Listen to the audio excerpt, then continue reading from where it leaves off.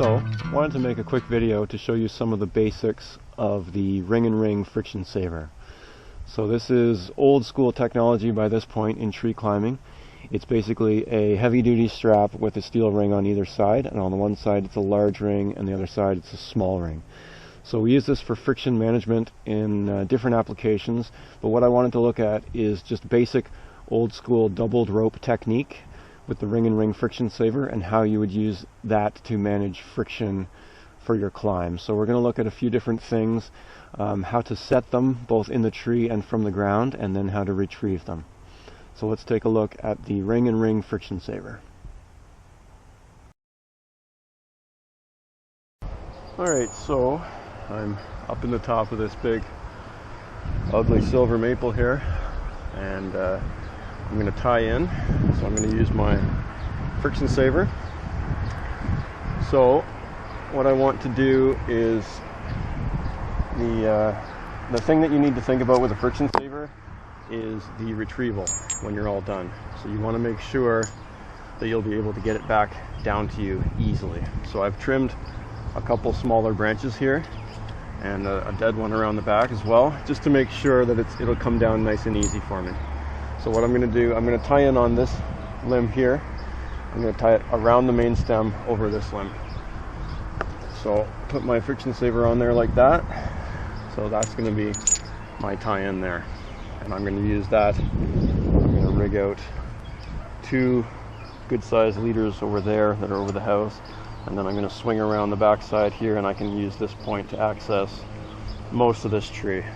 And then James can access the back side there to deadwood it. So for my line here, just pop my beaner off. So again, it's color coded. So green, and this was red or orange. So green first, that's the small ring, and then the big ring, and then hook yourself back up. And then what you want to do is you want to test it and make sure that it's good. So you want to just release the tension on your lanyard, but keep it on, and put all of your weight into this tie-in point here and your climbing line. Make sure that your hitch is grabbing good. Just test it. Everything looks good. So now I can take my lanyard off, and I'm good to go on my tie-in point. So that is how you set up a tie-in point with a friction saver.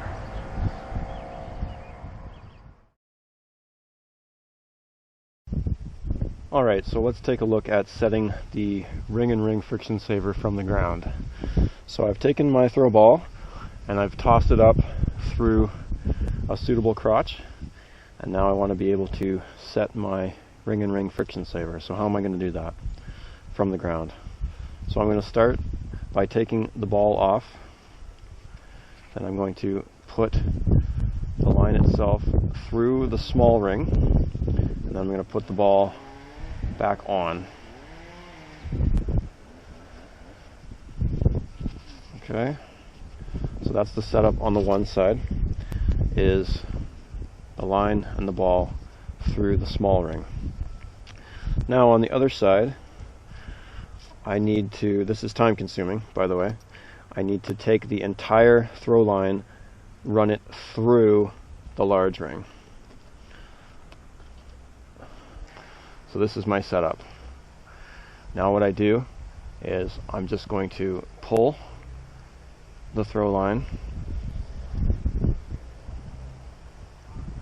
and you're going to see the friction saver go up. Now just as it gets to the crotch, what I want to do is give it a good pop, and you're going to see it flip over, and then the ball is going to flip backwards and come back down to me. So we'll see that.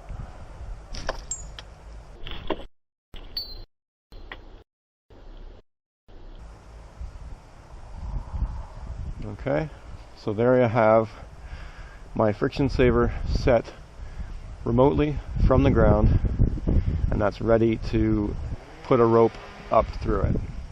So we'll look at that next.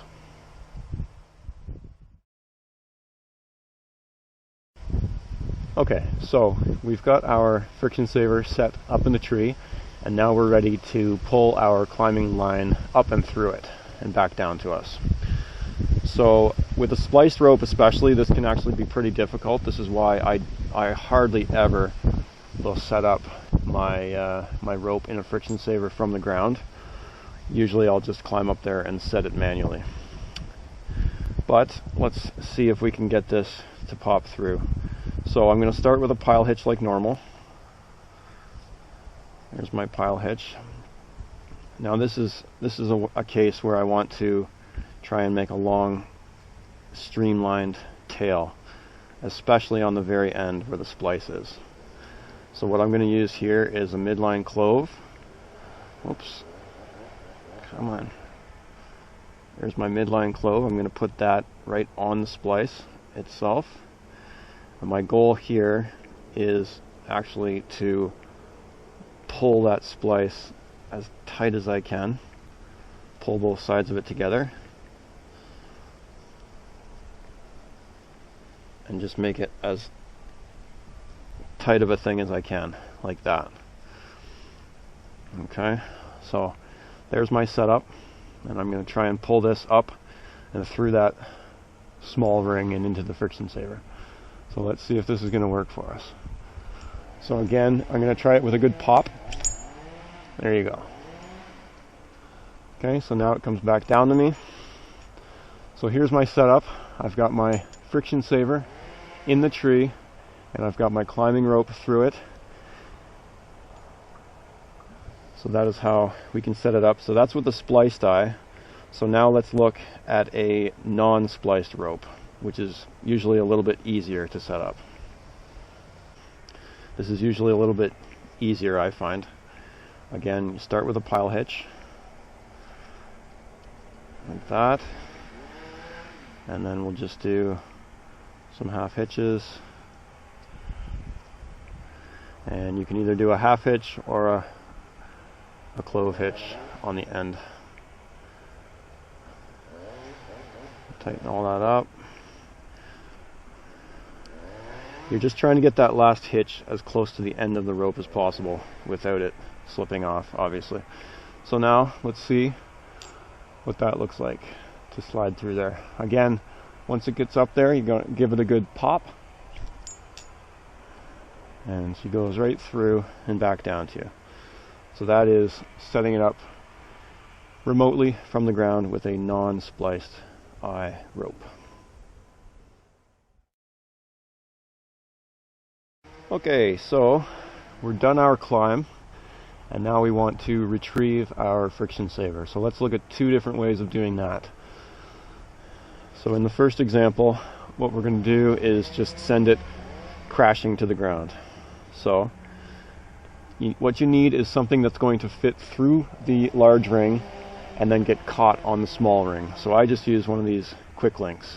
These work fine. There's lots of different options.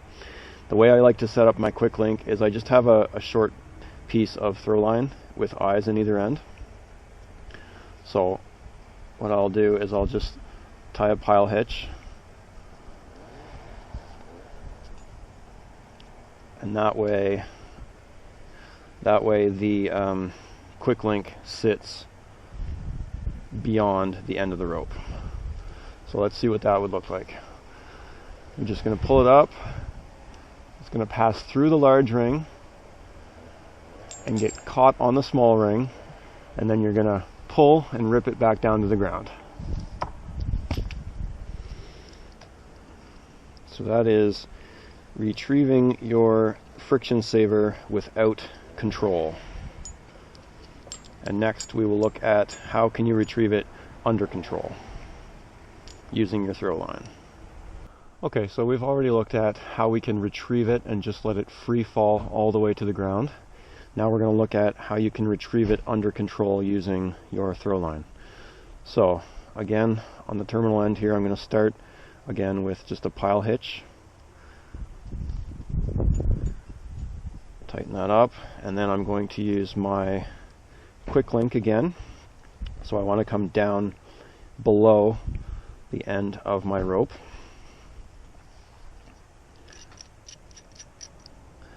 And what I'm going to do is just do a girth hitch. So I'm just going to put it through and then around. So there's my girth hitch. So that's my setup there. I've got my throw line attached to my rope, and then down below the end of my rope I have my quick link girth hitched on. So now what's going to happen is it's going to go up through the large ring, and then the quick link is going to do the same thing through the large ring, and it's going to get caught on the small ring.